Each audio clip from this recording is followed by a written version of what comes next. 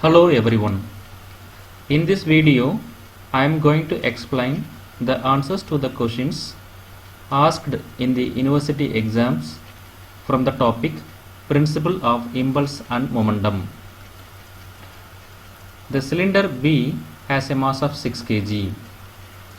This cylinder has a mass of 6 kg. It is attached to a cord which is wrapped around the periphery of a 20 kg disc.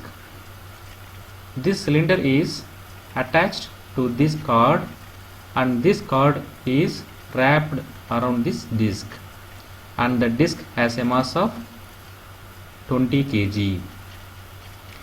The moment of inertia of the disc is 0.4 kg meter square. If the cylinder is initially moving downward with a speed of 2 meter per second, initial speed of the cylinder is 2 meter per second, which is moving downward directions. Determine the final velocity of the cylinder when t equal to 3 seconds. First of all, we have to draw the free body diagram of the given arrangement. Now consider this cylinder. The weight of the cylinder is acting downward.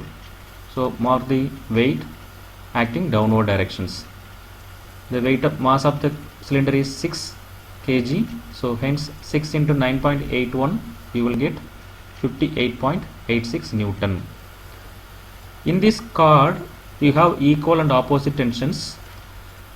Here the weight of the cylinder is acting downward, hence the cord tension is acting upward. So this is the free body diagram of the cylinder. Now we can draw the free body diagram of the disc.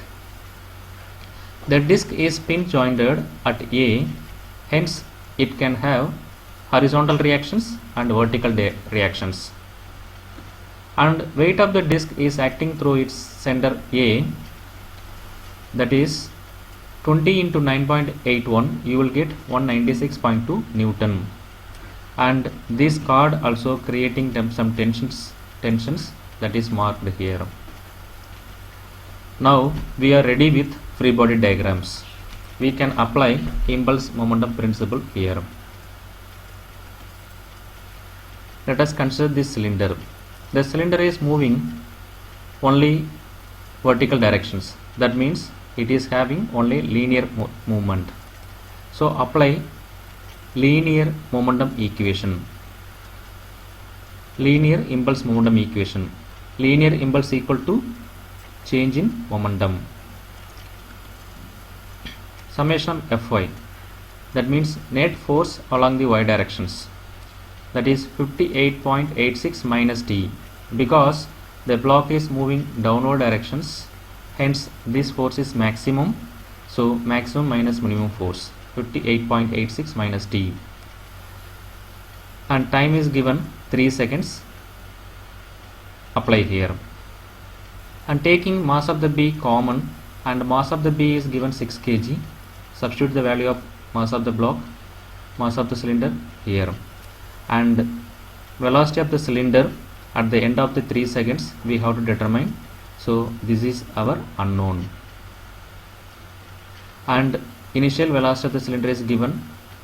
It is moving with velocity of 2 meter per second. Substitute that value here. By reducing this equation, we get the equation number 1. Now consider the disc. The disc has a rotary motions. Hence here we have to apply rotary impulse momentum equation.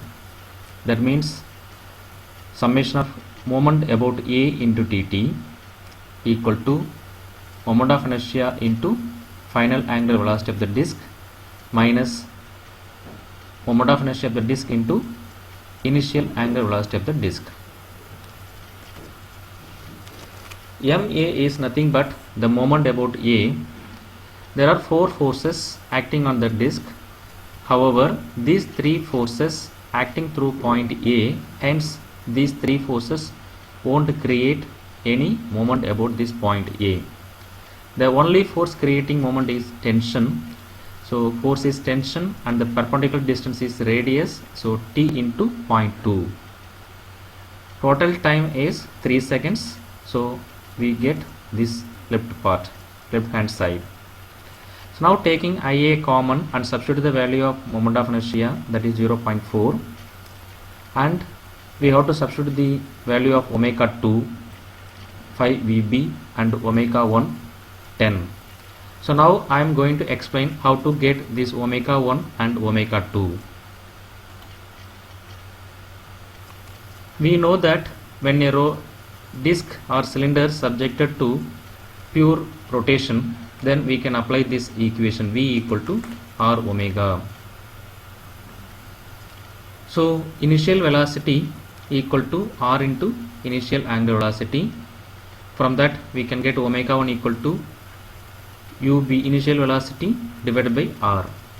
Substitute the value of initial velocity of the cylinder and the radius of the disc, we get 10 radian per second.